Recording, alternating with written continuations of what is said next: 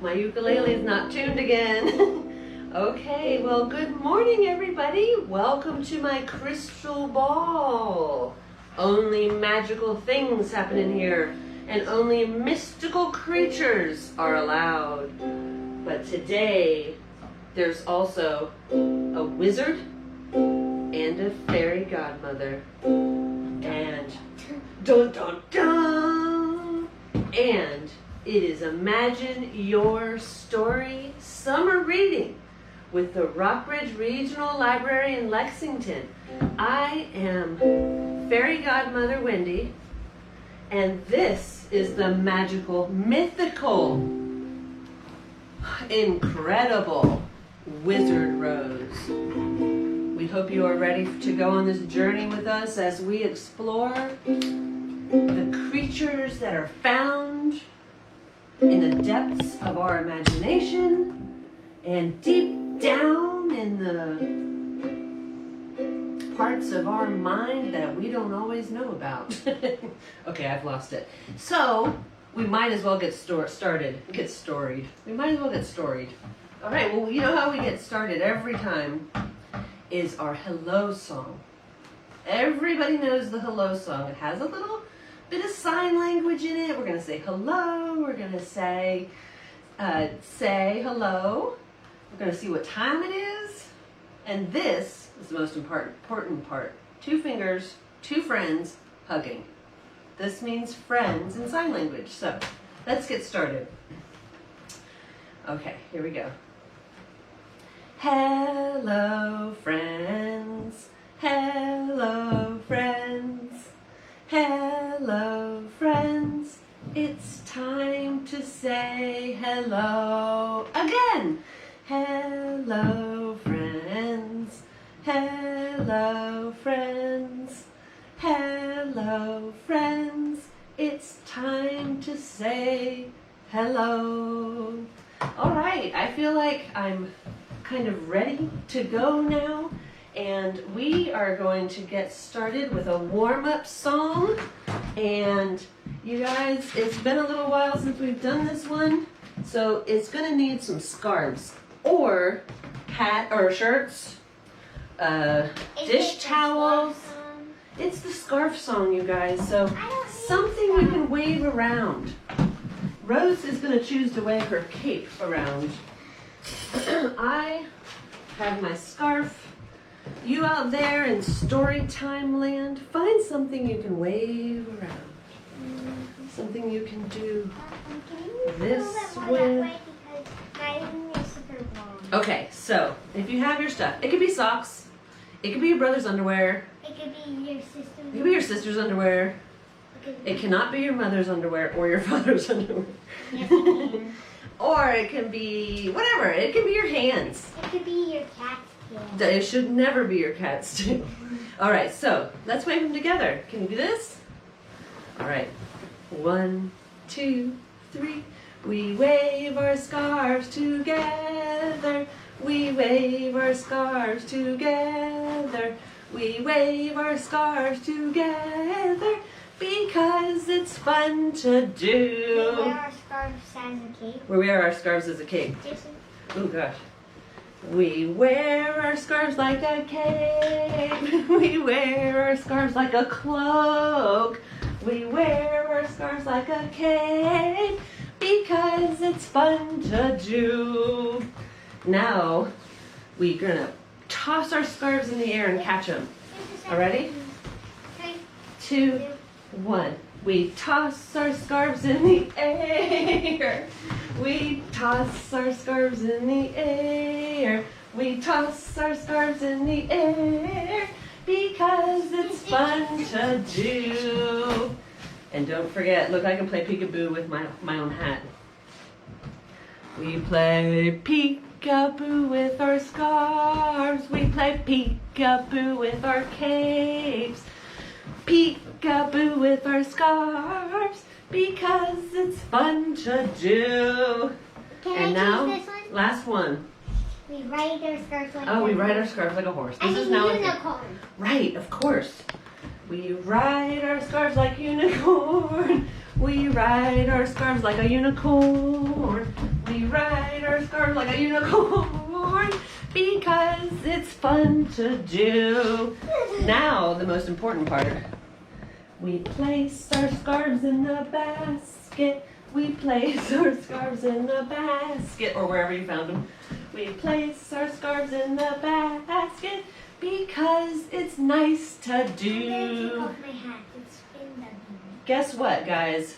Isaac is here! Not your Yes, you can take your hat off. I mean, wizards get hot hats. Okay, so look. Now can you do I'll let you know when I'm going to do the unicorn facts book. So, guys, so I know you're here. If you don't mind commenting and letting me know you're here so that I can say hi and see what kind of mystical, something to think about during story time today. Do you have a favorite magical creature? Mystical creature? Mine is a unicorn. Unicorn? A unicorn mermaid. A mermicorn. Unimerm? Unimaid? Mermicorn. Excellent. Okay, well, I like Well, this. not really that. It's just a mermaid. And my She has a second word? favorite is that. Oh, okay. And my favorite mystical, magical creature is a cyclops. Why not? Okay, so if you're ready for a story. Three-headed like. I like three-headed things too. Anyway, I apologize. This ukulele is out of tune, but we're going with it. If you're ready for a story, clap your hands. If you're ready for a story, clap your hands. If you're ready for a story, if you're ready for a story, if you're ready for a story, clap your hands. If you're ready for a story, stomp your feet. If you're ready for a story, stomp your feet. If you're ready for a story, if you're ready for a story, if you're ready for a story, stomp your feet. If you're ready for a story, sit real still. If you're ready for a story, sit real still. That's not still. If you're ready for a story, if you're ready for a story, if you're ready for a story, sit real still. Where'd she go? Where'd she go? She's disappeared. All right, this tells me that Rose is ready for a story. Isaac, are you ready for a story? Who else is ready for a story out there? I am. Okay, so, you guys. Bless you. Oh no, Mark's putting it back. All right, guys, first book. This was a book first introduced to me by my friend Emmett. He brought this one into school one day, and I read it, and I thought it was hilarious, and then I got hungry. So I thought... You literally did? No. Well, For tacos? probably, yeah, for tacos. Because I'm already hungry for tacos. Well, maybe we'll have tacos for dinner tonight. Yay! Okay, so this one is fun because... Oh, you're going to sit down there? Good.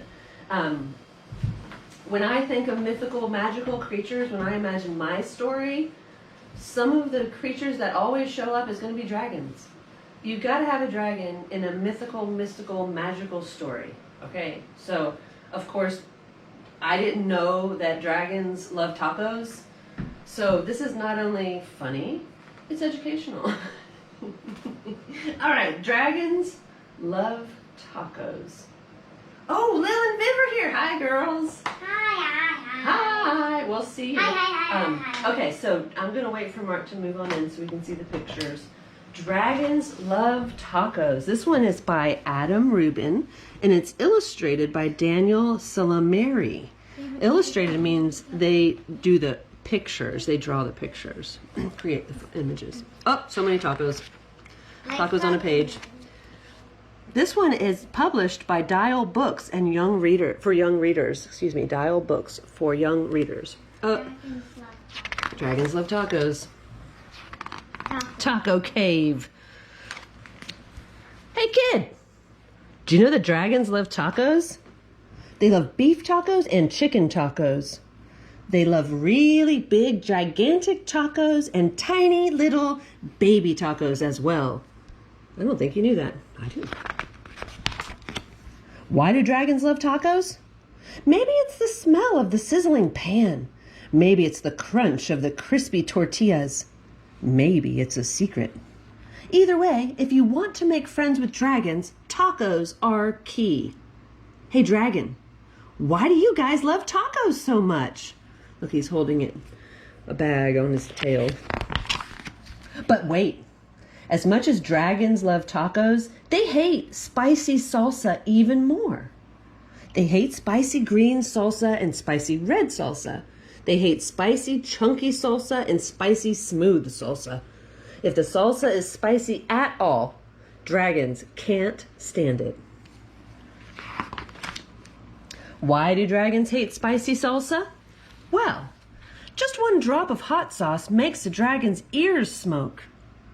Just one speck of a hot pepper makes a dragon snort sparks. Spicy salsa gives dragons the tummy troubles. And when dragons get the tummy troubles, oh boy. If you want to make tacos for dragons, keep the toppings mild, okay? Tomatoes, check. Lettuce, check. Cheese, oh yeah, check. Yeah, I love cheese. Yeah, that's crucial. And there are these are all good toppings for dragons. For tacos or for dragons. Hey dragon, how do you feel about spicy taco toppings? That's the noise you made. Just at the thought. Dragons love parties. They like costume parties and pool parties. They like big, gigantic parties with accordions. Now, who wouldn't like that? And tiny little parties with charades. The one that people would like the most is the pool party, I think. I think that's the one I'd like the most. Me too. Why do dragons love parties? Maybe it's the conversation. Maybe it's the dancing. Maybe it's the comforting sound of a good friend's laughter. Oh, there goes my hat. The only thing dragons love more than parties or tacos is taco parties. Taco parties are parties with lots of tacos. If you want to have some dragons over for a taco party, you'll need buckets of tacos, pant loads of tacos. The best way to judge is to get a boat and fill the boat with tacos. That's about how many tacos dragons need for a taco party. After all, dragons do love tacos. Wait. We've established this, yes. Oh, that's one cool taco. Hey, dragon! Are you excited for the big taco party? There's the taco party. You're invited for dragons. It's at Robert's house. Just remember, dragons hate spicy salsa. Before you host your taco party with dragons, get rid of all the spicy salsa. In fact, bury the spicy salsa in the backyard so dragons can't find it, please.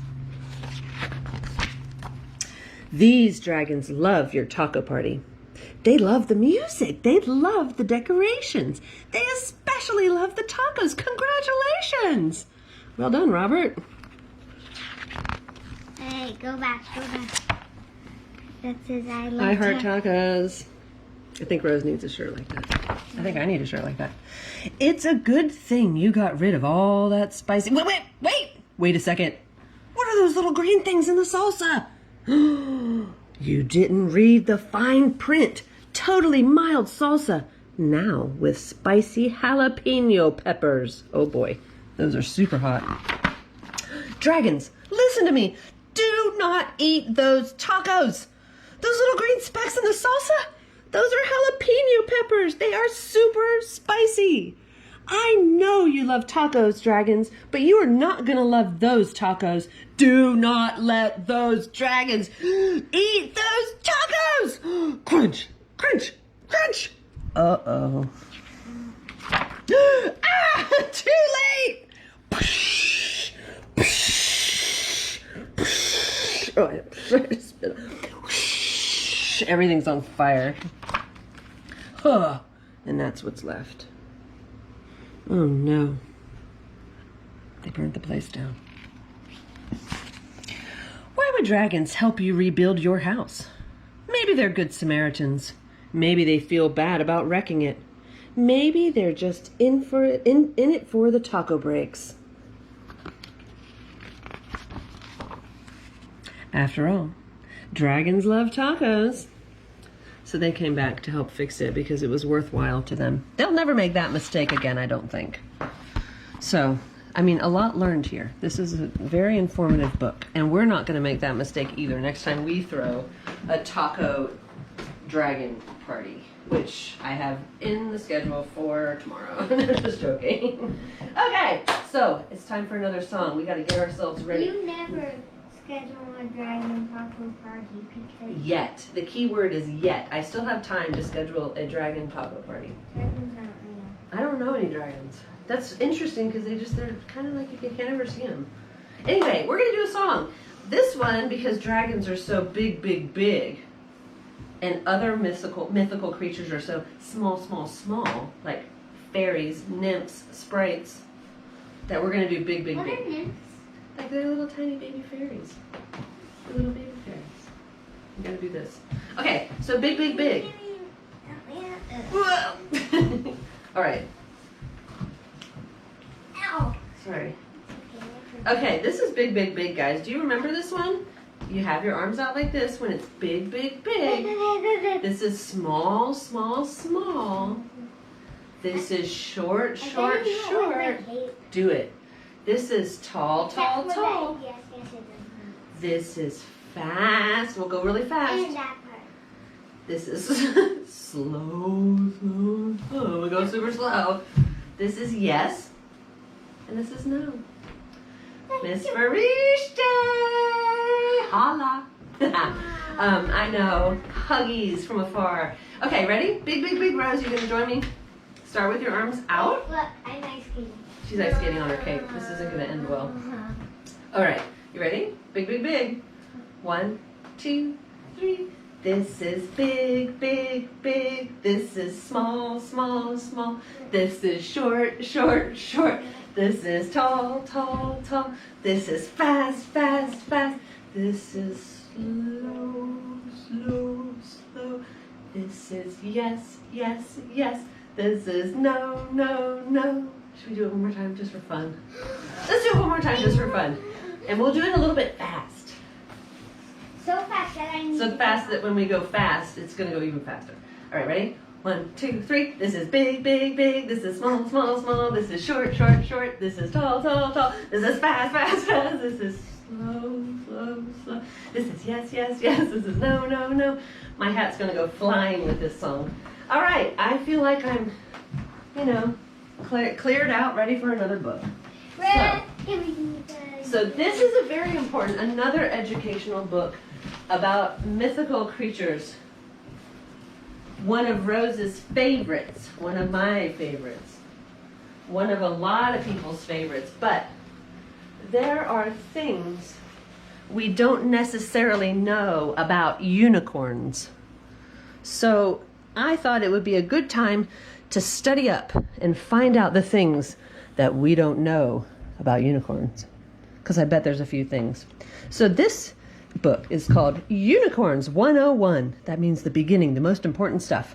Magical, majestic, better than horses. This is by Cale Atkinson. Love that.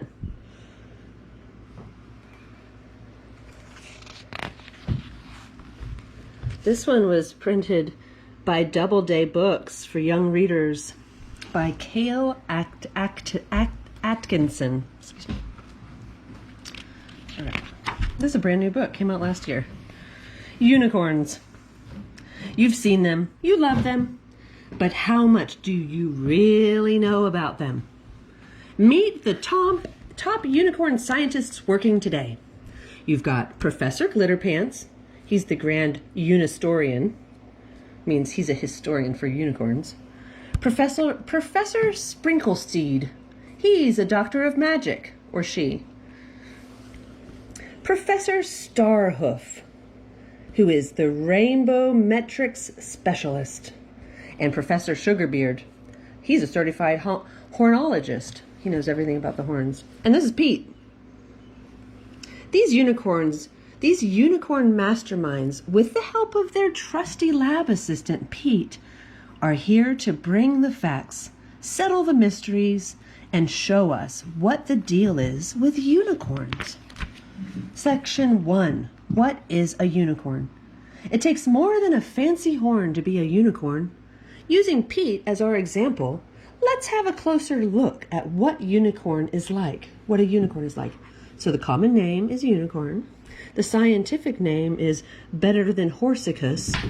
The family name is Magica hornidae. The size is hoof to head is 30 to 67 hamsters tall. The horn is 4 to 20 rainbow meters long. The height is 40,000 gummy bears. The weight. The colors are all of them. Group of unicorns, cornucopia. Name for their young, candy corns. And their lifespan is super long. Did you know?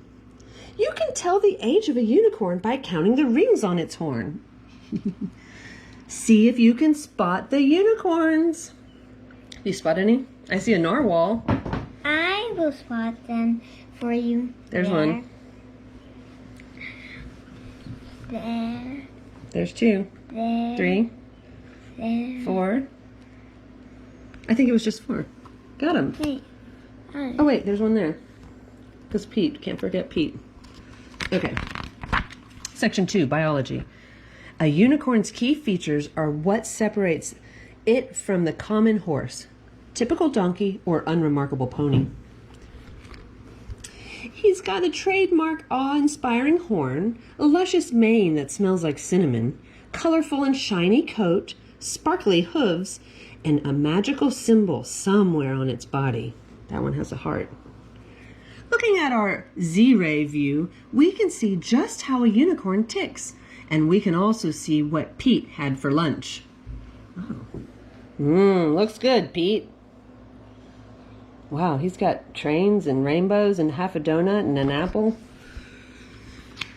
Interesting. Section 3, the horn of the corn. Unicorns are known for their legendary horns made of 50% magic, bless you, 45% mystery, and 5% sugar. Unicorn horns are full of unknown and unpredictable powers. Cases of unicorns accidentally using their horn powers include Sparks Sprinkletooth, 1990, made it rain waffles for a week. Peppy Powerhoof in 1982 made the rainbows shoot out of the eyes of a chicken named Gus. Unicorns have many different uses for their horns. Pete will demonstrate. Well, donuts. Roasting marshmallows, of course. Piñata.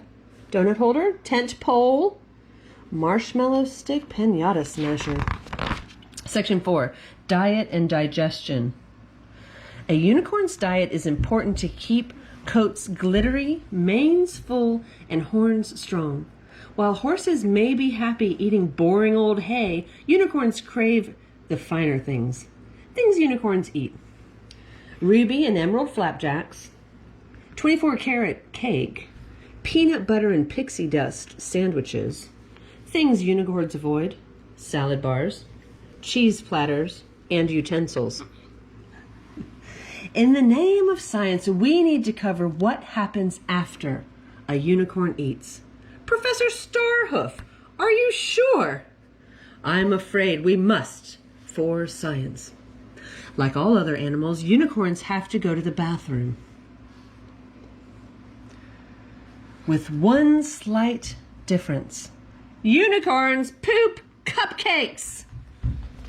Yes, cupcakes. Bake sale, yeah. This is why you'll never find a unicorn at a bake sale. Guess what I've got? This here is a unicorn poop. And Rose and I will eat that. Okay, I'm going to put that down. Okay. Section 5, unicorn types. Did you know there are a large variety of unicorns? You've got a Siberian fir corn, a miniature corn, a muscle corn, a super horn corn, a pug corn, and a mustache corn. As we research and travel, new types are still being discovered.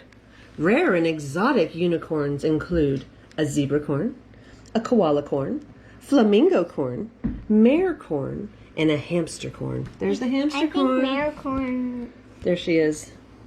Or he is. Section 6, Unicorn History. Let's gallop back in time for a brief moment and learn where unicorns came from. You can see here how over the past 1,000,000 years, unicorns went from water to land and, eventually, to peat. And then after that, well, bam, you got peat. Behold our gallery of history's most famous unicorns. Dr. Hoof Sweetmane, first unicorn to stand on 2 legs. This is Professor Sparks Moondust, the first unicorn to harness the power of the rainbow. Here's Jolly Fancy Hoofs, first unicorn to wear clothes. Here's Buttercup Sparklecheeks, the first unicorn to trot on Pluto. Here's Captain, these guys right here. Fairy Infestation, there they are, and a horn-shaped doorway, because they got to get through with their horn. Now look at these rooms. Look what he's doing. He's exercising, painting pictures. There's a koala with a horn on it. This guy's like asleep with rainbows. What? He's living in a ball pit? He's upside down? Okay. Look at that. He's got a slide in his house. Awesome. Bubble bath. Even the rubber ducky has a horn. Section 8, social behaviors. Yeah. Social behaviors. Social animals by nature. Unicorns always enjoy chit-chatting about the weather and discussing whose mane is brightest. Favorite unicorn activities include horn jousting, competitive ring toss, javelin throwing, knitting circles. Most animals scream and fight when they disagree, but unicorns have a much more civilized way of solving disagreements. The ancient ritual of the dance-off. Yeah, look, he's spinning on his horn. I would like to see that. Section 9, common unicorn questions. Why don't I ever see a unicorn?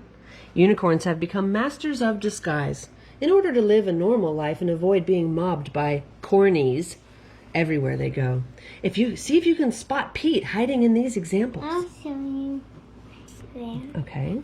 There. Okay. There. Right. What does a baby unicorn look like? There's a reason why you don't see baby unicorns. They are too cute. Well, not just too cute. They are cuteness overload. Many people have been forever changed by the high level of cuteness. For the first time ever, we will give you a glimpse of the baby unicorn. But be warned, stare too long and you'll be seeing nothing but glitter for the next week. Prepare your peepers, 'cause here we go. Too cute! My eyes! Dun, dun, dun, dun. It's true that unicorns are the most magical creatures in existence. Yes, obviously, as well as the most majestic, magnificent, and cool. Other notable magical creatures include pixies, corgis, and wizard yaks. What do unicorns use rainbows for? The real question is, what don't unicorns use rainbows for? They paint their homes with rainbows, fuel their car with rainbows, and even flavor their pancakes with rainbows. If you see a rainbow, you can bet your horn there's a unicorn nearby. Section 10, graduation celebration. Congratulations! By completing this book and learning all the juicy unicorn knowledge, you have earned your white lab coat and now join the ranks of brilliant unicorn scientists. Welcome to the team. Maybe you'll be the next one to discover the next rare unicorn. And here's our diploma, signed by each of them. Yay, we did it, guys. We did it. We learned some stuff. Where's your staff, Rose? Oh. Excellent. Good job, guys. All All right, so I was thinking since Rose is a wizard, here, can you sit here?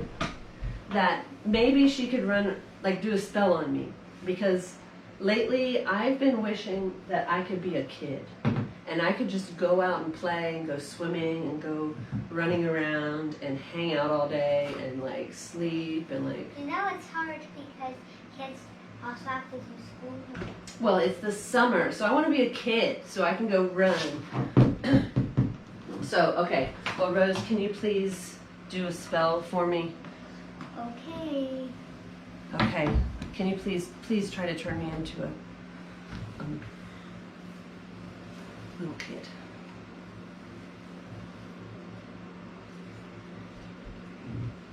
Just make something up. I love you.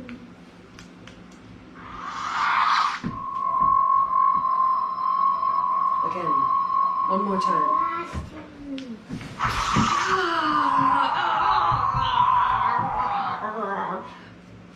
Wait! This isn't right! I'm not a kid! You turned me into a Pegasus! Ah!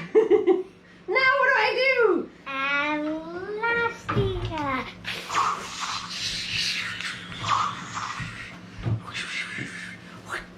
What? An owl? Who did this? Who did this to me? I want to be a kid. Who?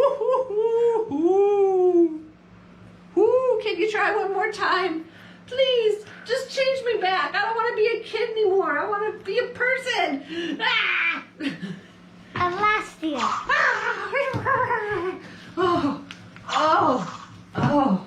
Oh my gosh, you guys. That was scary. Rose, remind me never to ask you to turn me into a kid again. I don't know what happened here, but I was seeing through the eyes of a Pegasus, and then I was seeing through the big eyes of an owl. It was really scary. Thank you for changing me back. That was a close one, guys. All right, don't try that at home, whatever you do. Okay, I've got one more book. Now, this book is about, I don't know if you would say he's magical or mythical, but he's a giant.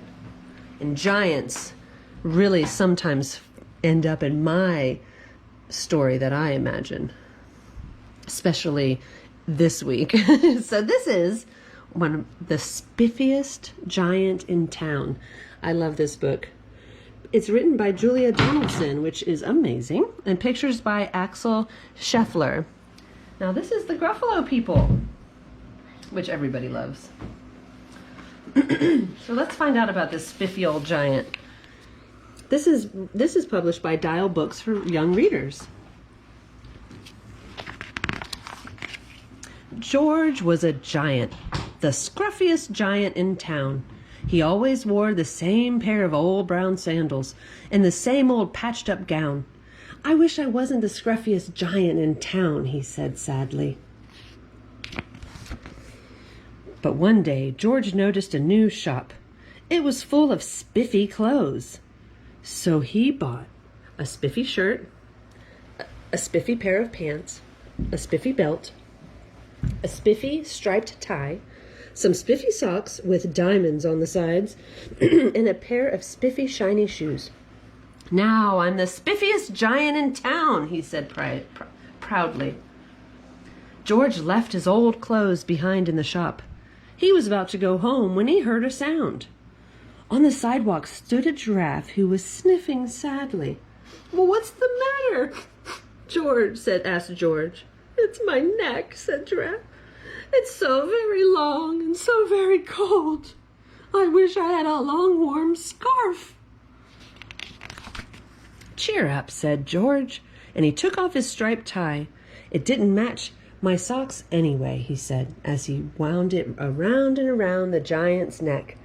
It made a wonderful scarf. Thank you, said the giraffe. As George strode toward home, he sang to himself, my tie is a scarf for a cold giraffe, but look at me up and down. I'm the spiffiest giant in town. Yeah. George came to a river. On a boat stood a goat who had been bleating loudly. "What's the matter?" asked George. "It's my sail," said the goat. "It blew away in a storm. I wish I had a strong new sail for my boat." "Cheer up," said George, and he took off his new white shirt. "It kept coming untucked anyway," he said, and he tied it to the mast of the goat's boat. It made a magnificent sail. "Thank you," said the goat.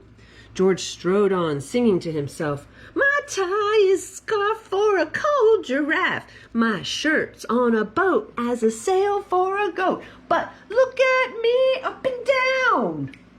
I'm the spiffiest giant in town." Yeah. George came to a tiny ruined house. Beside the house stood a white mouse with lots of baby mice. They were all squeaking. "What's the matter?" asked George. "It's our house," squeaked the mother mouse. "It burned down and now we have nowhere to live. I wish we had a nice new house." "Aw, cheer up," said George, and he took off his shiny shoes. "It was giving me blisters anyway," he said. As the mouse and her baby scrambled inside, the shoe made a perfect home for them. "Thank you," they squeaked. George had to hop along the road now, but he didn't mind. As he hopped, he sang to himself, "My tie is a scarf for a cold giraffe. My shirt is a boat as a sail for a goat. My shoe is a house for a little white mouse. But look at me up and down. I'm the spiffiest giant in town." Yeah. George came to a campsite. Beside a tent stood a fox who was crying. "What's the matter?" asked George. "It's my sleeping bag," said the fox. "I dropped it in a puddle. I wish I had a warm, dry sleeping bag." "Cheer up," said George, and he took off one of his socks with diamonds on the side. "It was tickling my toes anyway," he said. As the fox snuggled into it, it made a very fine sleeping bag. "Thank you," said excuse me, said the fox. George hopped on, singing to himself, "My tie is a scarf for a cold giraffe. My shirt is a boat as a sail for a goat. My shoe is a house for a little white mouse. One of my socks is a bed for a fox. Yeah, but look at me up and down. I'm the spiffiest giant in town." Yeah. Hey, there's a frog walking with a lady. That's probably It happens. supposed to be the princess and the frog. Maybe. George came to a big squishy bog.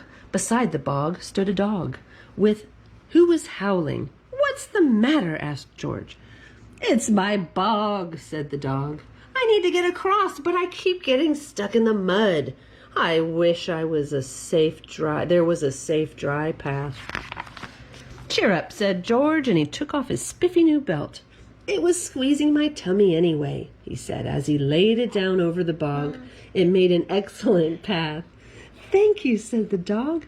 The wind started to blow, but George didn't mind. He hopped on, singing to himself. All right, you guys. "My tie is a scarf for a cold giraffe. Yeah, my shirt on a boat for a sail and a goat. My shoe is a house for a little white mouse. One of my socks is a bed for a fox. But my belt helps a dog who's crossing a bog. But my pants are falling down. I'm the coldest giant in town." Uh-oh. Now his pants fell off. Suddenly, George felt sad and shivery, and not at all spiffy. He stood on one foot and thought, "I'll have to go back to the shop and buy some more clothes," he decided. He turned around and hopped all the way back to the shop. But when he got there, the shop was closed. "Oh no," cried George. He sank down into the sidewalk, and a tear ran down his nose. He felt as sad as all the animals he had met on his way home. Then, out of the corner of his eye, he saw a bag with something familiar poking out of the top. George took a closer look. "My gown!" he yelled. "My dear old gown and sandals." George put them on. They felt wonderfully comfortable. "I'm the coziest giant in town," he cried, and he danced and back home all along the road. Outside his front door stood all the animals he had helped. They were carrying an enormous present. "Come on, George," they said, "open it." George untied the ribbon. Inside was a beautiful gold paper crown and a card. "Look inside the card, George," said the animals. George put the crown on his head and he opened the card. Inside it said, "You gave your scarf to a cold giraffe, your shirt on a boat as a sail for a goat. Your shoe is a house for a little white mouse. One of your socks is a bed for a fox. Your belt helped a dog who was crossing a bog. So here is a very fine crown to go with your sandals and gown. Go with the sandals and gown of the kindest giant in town." The end. Yay. It all worked out. Because he was kind. Okay, Rose. It's time for a couple things before we wrap it up. The first thing is our hand washing song. We will never forget to do this. Whenever you're washing your hands, whenever, you can sing this song and it tells you how long it's going to be. Tops and bottoms, guys. Okay, so. Rub them together, rub them. All right, you ready to do it? 1, 2, 3. Tops and bottoms, in between, in between. Rub them all together, now they're clean, squeaky clean. Hey Rose, you want to do it like the round robin style like we did before? Like you started out and I'll do it after you? No. Okay. Try it again next time. One more round. Tops and bottoms, in between, in between. Rub them all together, now they're clean, squeaky clean. And now I can go eat my snack. Okay, it's the goodbye train, Rose. Are you, Wizard Rose, going to join me on the goodbye train? Because some mythical creatures, we've got places to go, and the goodbye train doesn't always stop at those locations. So, are you coming with me, or are you going to do something else? Rose, I think, are you going to just disappear?